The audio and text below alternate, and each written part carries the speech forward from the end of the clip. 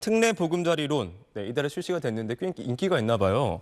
네. 예정된 금액의 40% 가까이가 지금까지 신청이 들어왔다고요? 네. 특례 보금자리로는 네. 말 그대로 나라가 특례로 출시해서 딱 1년만 운영하기로 한 정책 대출이죠. 그러니까 시중 금리보다 싼 금리로 집을 사거나 기존의 이자 부담이 컸던 대출을 갚으라고 나왔는데요. 관심이 컸던 게 소득이나 나이 제한이 없었습니다. 제한은 집값. 가지고 있는 집 또는 사려고 하는 집의 집값이 KB 시세로 9억 원을 넘지 않아야 받을 수 있었는데요. 이달 첫 주에 출시돼서 지금까지 3주 동안 신청 규모가 14조 5천억 원을 넘었습니다. 딱 39조 6천억 원을 준비했는데 이제 설정 규모의 3분의 1이 3주 만에 찬 거죠. 특례 보금자리론을 운영하고 있는 주택금융공사가 국회의원에게 제출한 자료를 보면요. 지금까지 신청한 사람들은 5명 중에 3명꼴로 기존 대출을 갚겠다고 낸 신청입니다. 그러니까 이걸 받아서 집을 사겠다보다는 기존의 집을 샀는데 금리가 비싸서 갚고 있던 시중의 주택담보대출을 갚아버리기 위해서 신청했다는 거죠. 그러면 이제 받은 목적은 그렇고 네. 주로 어떤 사람들이 지금까지는 좀 받아갔을까요? 네, 소득 제한을 없앴을 때 구상에 있었던 대로 이른바 2030 영끌족들 중에서 신청자가 꽤 있었던 걸로 보입니다. 네, 특례 보금자리론에 대해서 많이 나왔던 얘기 중에 하나가요. 그동안 집값이 워낙 올랐기 때문에 소득 제한을 없앤다고 해도 서울과 수도권에 집을 산 대출자라면 집값 9억 원 이하라는 조건을 맞추기가 쉽지 않을 수 있다는 얘기가 있었습니다. 그런데 그동안 서울도 그렇고요. 특히 수도권, 경기 외곽 지역 같은 곳들부터 집값이 많이 빠졌습니다. 그러면서 서울 수도권의 영끌 2030 중에 조건이 맞는 사람들이 꽤 나오기 시작한 걸로 보인다는 게 관계자의 설명입니다. 그러면 지금 집값이 계속해서 떨어지고 있으니까 네. 앞으로도 대상자가 더 늘어날 가능성이 있네요. 네, 시장에서는 특례 보금자리론의 신청 기준인 KB 시세 떨어지는 속도가 실제 속도보다 너무 완만하다는 얘기까지 할 정도로요. 요즘 집값 하락 속도가 빠릅니다. 그러니까 앞으로 대상자는 더 늘어날 걸로 보입니다. 그리고 2030 영끌족들 중에서는 물려받은 자산은 별로 없지만 맞벌이하면서 혹은 가장의 소득이 높아서 저소득층 위주의 기존 정책 대출엔 접근할 수 없었던 사람들이 많습니다. 그러니까 영끌이란 것도 사실 빚을 어느 정도 낼 수 있어야 하는 거니까요. 이런 사람들이 주로 받아갔다는 게 다시 한번 확인되는 게요. 특례 보금자리론에는 다양한 우대금리 조건들이 있습니다. 집값이 6억 원 이하고 연소득이 6천 혹은 7천만 원 이하면서 40대 미만이거나 사회적 배려 대상자거나 신혼부부. 이런 경우들은 우대금리를 추가해서요. 최저 3.25%까지 금리가 나올 수 있는 구조입니다. 그런데 이런 우대금리를 받아간 사람은 별로 없었던 겁니다. 이런 조건들이 다 해당이 안 되는 소득 높은 영끌족들이 주로 신청했구나. 다시 한번 짐작할 수 있는 거죠.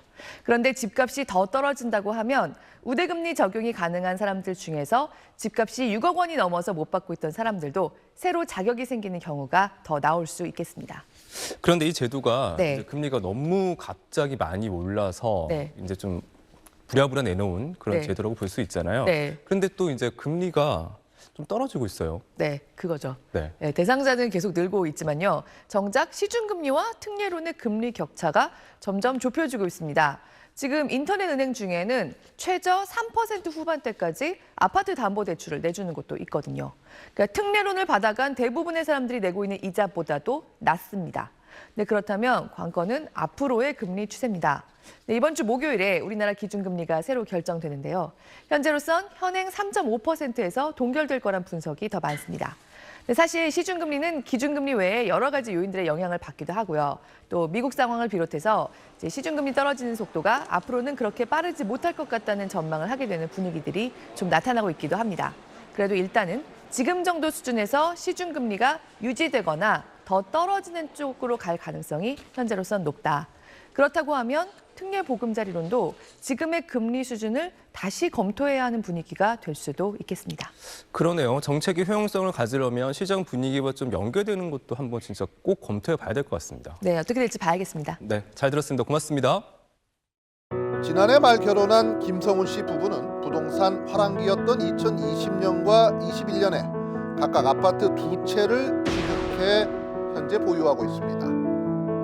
2020년도 당시에 이제 결혼을 결심하고 이제 부동산 상황을 보니까 이제 되게 막 이제 점점 이렇게 아파트 가격이 막 올라가고 있는 상황이었고. 취득할 당시 그 2채를 합친 가격이 11억 원. 그런데 그중에 80% 8억 4천만 원가량을 대출로 충당했습니다. 왜 그렇게까지 했을까요? 학원을 등록을 하고 이제 분양권에 대해서 공부를 한 다음에 이게 이렇게 해서 사면은 그래도 좀 뭐 현명하게 잘 살 수 있겠구나 이렇게 생각하고 뭐 이제 아파트를 구매를 한 거죠. 우선 2020년에 취득한 경기도 고양시에 있는 미분양 아파트. 분양가가 8억 4천만 원가량 되는데 이 가운데 6억여 원이 대출입니다. 대출이 6억 원이나 되면 이자가 적지 않을 것 같은데 얼마나 나가나요? 작년에 대출 이제 잔금 칠 때 받은 거는 4.9%. 이게 원리금 등등으로 하면은 이런 식으로 이제 340만 원씩. 원금 81만 원 하고 이자 260만 원에서 340만 원. 예. 이듬해 취득한 경기도 의정부시의 미분양 아파트. 지금 현재 살고 있는 집인데 분양가가 2억 5천만 원입니다. 그 가운데 2억 원이 대출입니다. 대출을 끌어모아 무리하게 사긴 했지만 지난해까지는 그래도 효자 중에 효자였다고 합니다. 대체 얼마가 올랐다는 거죠? 부동산 하반기 때 4억까지 갔었고 고양 아파트는 8억 5천에서 얼마까지 갔었나요? 그거는 하반기 때 한 14억 조에 거래된 적이 있고 14억. 네. 그야말로 영끌한 아파트 두 채가 7억 원이나 올랐다는 겁니다. 불과 1년 새 말이죠. 그런데 지난해 여름부터 분위기가 달라졌습니다. 8억 4천만 원에 구입한 고양시 아파트는 14억 원까지 올랐다가 현재 8억 원에도 거래가 잘 안 된다는 겁니다. 매일 봐요. 매일 보는데 이게 9억까지는 좀 괜찮았어요. 근데 약간 8억 얼마지? 말로 표현이 안 되네요. 그 산 가격까지 떨어지니까 상가격보다 더 떨어진 더 떨어졌지 거죠. 지금. 2억 5천만 원에 취득한 의정부시 아파트 4억 원까지 올랐는데 지금은 3억 원 초반대 매물도 나오고 있다고 합니다. 게다가 문제는 아파트 가격은 계속 떨어지고 있는데 대출 금리는 반대로 계속 오르고 있다는 겁니다. 김 씨는 최근에 투잡을 시작했습니다. 낮에는 회사에서 일하고 퇴근 후에는 온라인 쇼핑몰을 운영합니다. 아이고, 너무 힘들지 않을까요? 힘들다기보다는 조금 아쉽죠. 내가 좀 더 이거를 모아서 원금을 상환할 수 있을 텐데 상환 못하고 이자 쪽으로 이게 돈이 나가니까 그런 부분이 좀 아쉽죠. 맞벌이 부부라 감당할 만한 수준이라고는 하는데 한때 손해보더라도 팔까 고민했었다고도 합니다. 이제 이자가 많잖아요. 남편은 부담이 안 될지 모르겠지만 저는 너무 사실 그 돈이 통장에서 나간다고 생각하면 약간 등에 땀이 흐르고 그때 괜히 하자고 했다. 그런데 더 큰 걱정이 있답니다. 아파트 가격 하락이나 금리 인상이 언제까지 이어질지 모른다는 겁니다. 저는 약간 스트레스를 잘 받아서 밤에 잠을 못 자요. 집값이 영원히 안 오르면 어쩌지?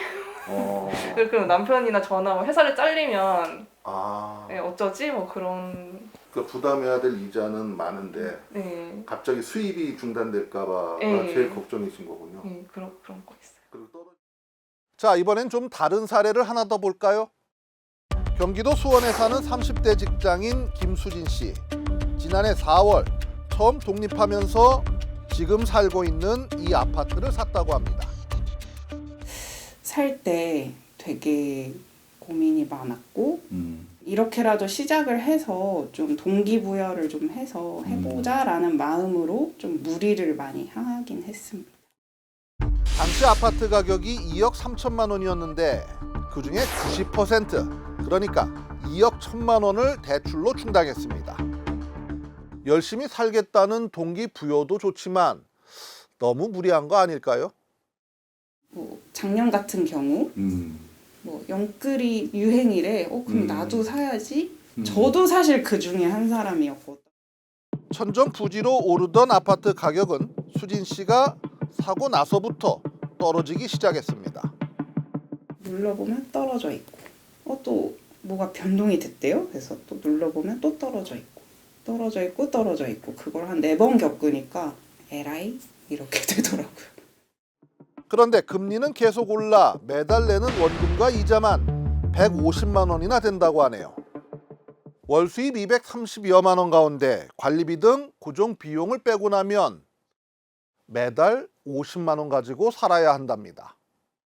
그래서 사실 상상이 잘 안 되실 것 같은데 30대 중반 여성이 이제 50만 원대로 생활을 한다는 게 사실은 쉽지 않은 부분이 있고 주중에는 그냥 죽은 듯이 혼자서만 있어요.